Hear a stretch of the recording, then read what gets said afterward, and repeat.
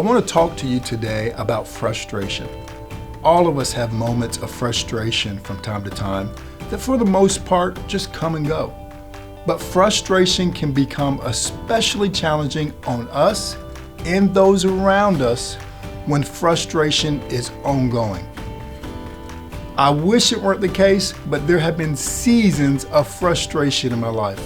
Seasons of life where things don't seem to be going the way I want it to go, where nothing seems to be working. So how do we deal with frustration? 3 steps to be free from frustration. Step 1, stop.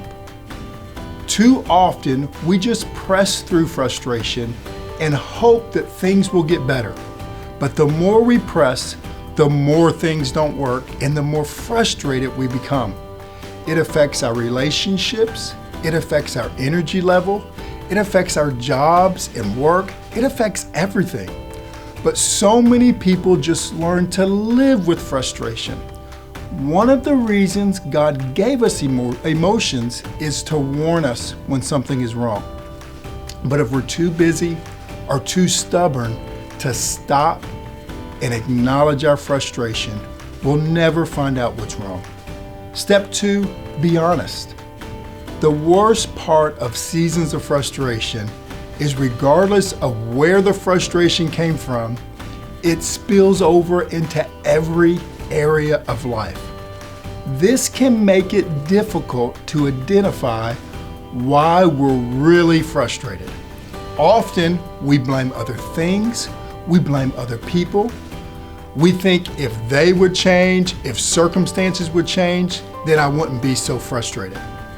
But frustration is an emotion we must take personal responsibility for. Don't blame. Instead, start asking honest questions of yourself and of God to help determine what's going on inside of you. Have honest conversations with your spouse, with a trusted friend, or even with your pastor.